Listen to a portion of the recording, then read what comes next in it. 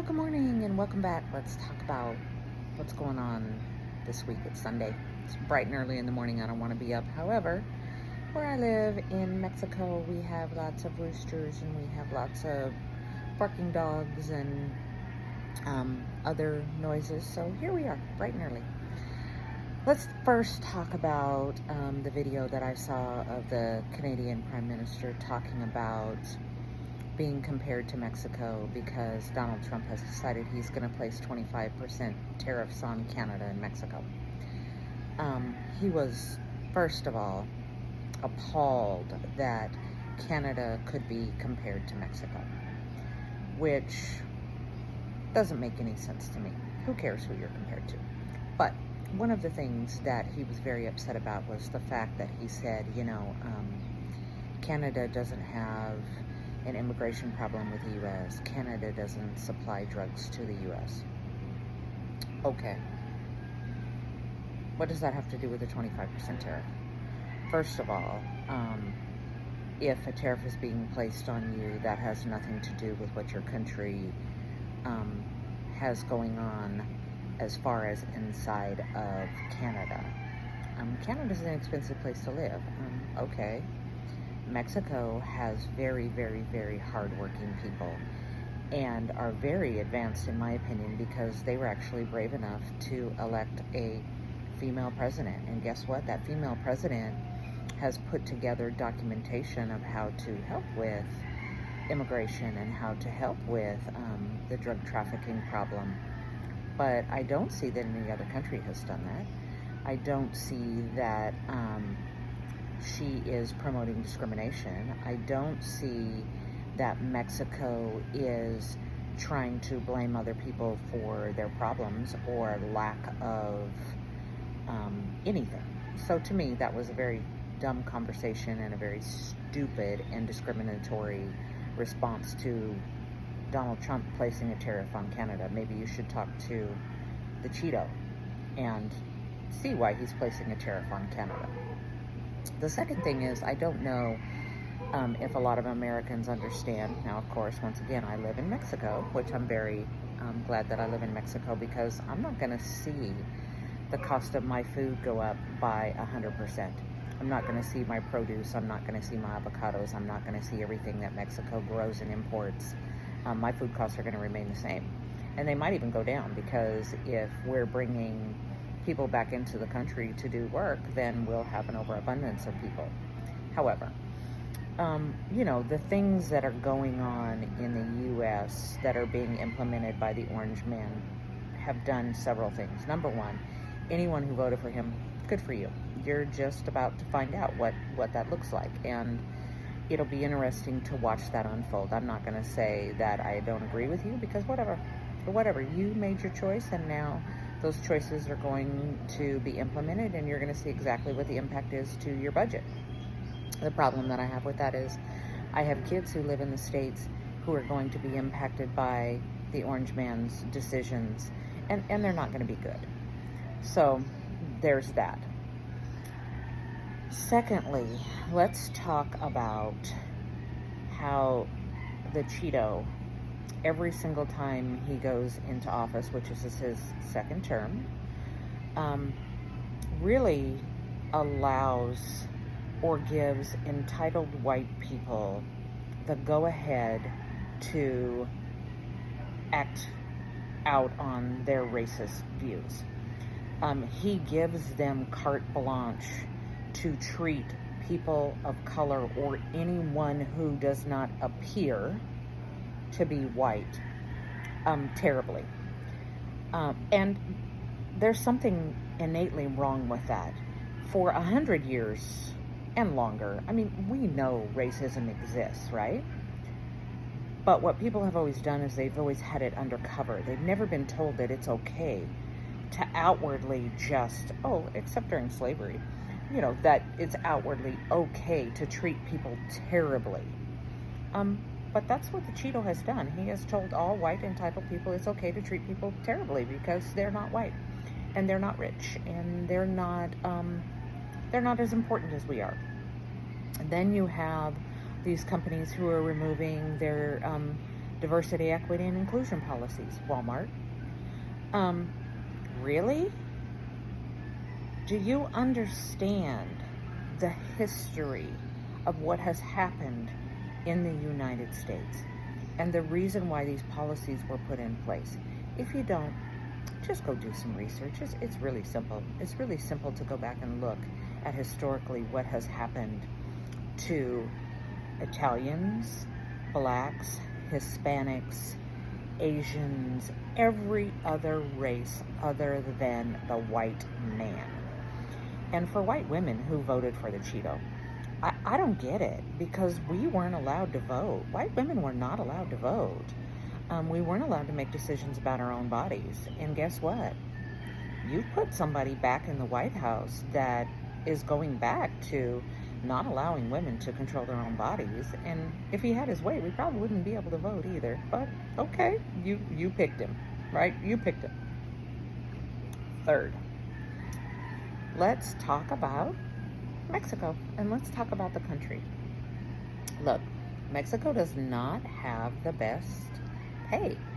People here work very, very, very hard to make ends meet. They do not live extravagantly. They go to work every day, sometimes 2 and 3 jobs to make ends meet, but they're happy. They're really happy, and they're really content, and there's no complaining. And the new woman president really is trying to put into place not only things for the global economy, but also for the Mexican economy. You know, she's talking about increasing the pensions for the older people. She is putting in place scholarships for kids to be able to go to school to make sure everybody over here is educated. She actually is a scientist with a degree and believes in global warming. And guess what? It's real. And there are things they're putting in place to try and make the oceans, which we visit as Americans all year long in Mexico because they're so beautiful, to actually keep them beautiful. So, you know, there's a big difference between what's happening in Mexico and what's happening in the U.S. And the woman president is actually trying to put in place things to make lives better for the residents over here. And I'm really proud to be here. I mean, I'm really proud to be here. We won't be coming back to the U.S. anytime soon, especially not to purchase anything, which we were considering purchasing just a small place in the U.S. for a couple of months to come and stay and see our kids and hang out. Well, we're not doing that now because we just don't want to be a part of anything as evil and terrible as what the Cheeto is putting in place. So we'll be here for 4 years, and when the next president comes in, you know, and is elected, then at that time we'll reevaluate. And yes, we voted. So we didn't contribute to the craziness that's happening in the U.S. right now. What else do we do? Yesterday, let's talk about the fun stuff. We went out to a little surf town yesterday that we've never been to called, what's it called? It's called Saldita. And we have never been out there, but we've met a lot of Americans who live out there. And what we found out was it's a road. You go out, it's just nothing but a surfer's beach. And a lot of Americans live out there because you can get up in the morning, you can go right out your back door and you can surf.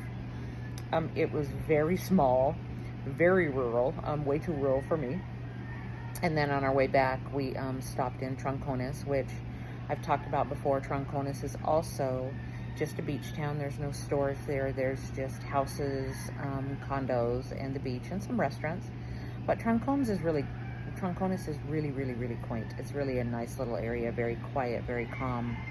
The vibe out there is very, it's just very relaxing.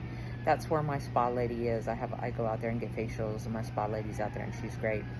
But Trancones is a fun little place to visit. We had our homeowners association meeting. That's another thing. You know, let me just say first, this is my experience with the homeowners association in Mexico. Not everybody's experience, but I live in a condo that only has 4 people. Four people who live in the condominium. You would think that we would all be able to get together and make a decision and vote and figure out how to run the HOA. However, our administrator, who is a labor attorney here and thinks that he's smart, he's a machismo, he thinks women are stupid, Um, he is an asshat from the word go. If a woman suggests it, he doesn't want it. Well, we're supposed to have our homeowners association meeting in September.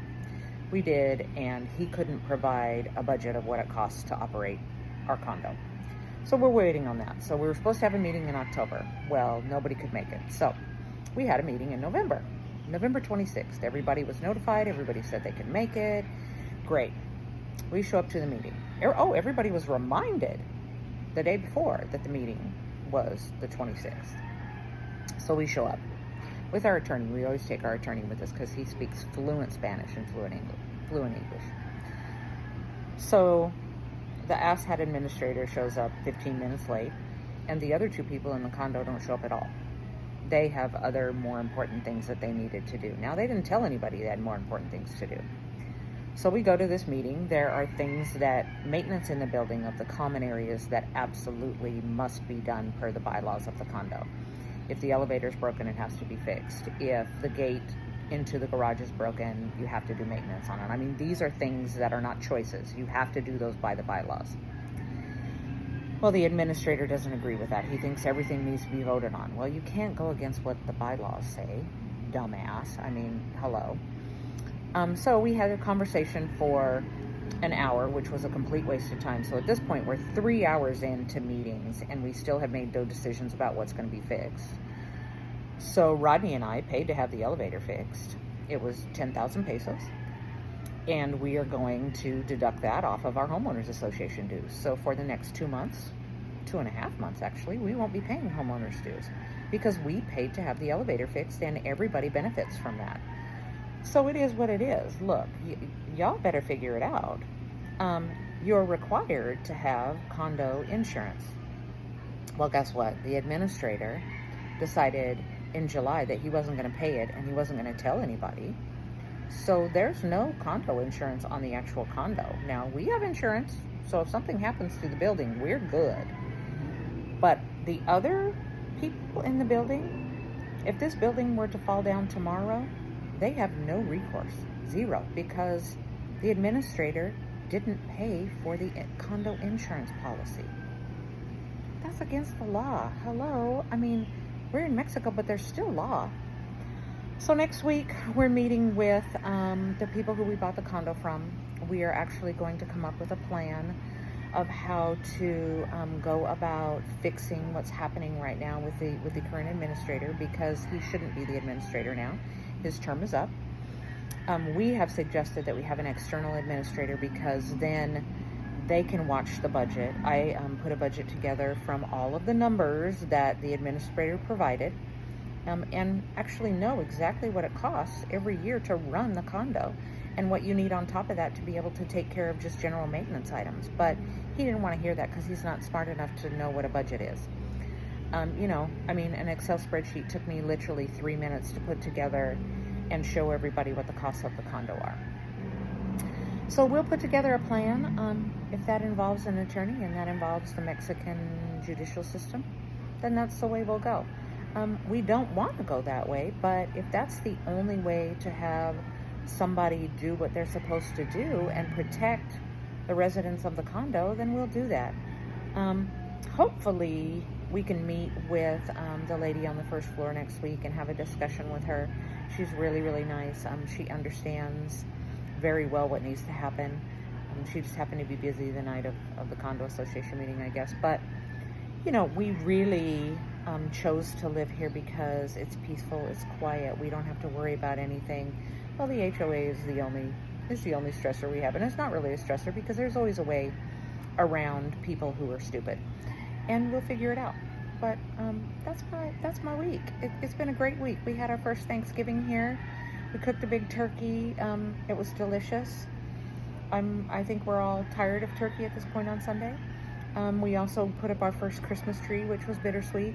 We brought ornaments with us, all the sentimental ornaments that my mom bought over the years. So it was bittersweet putting that up last night.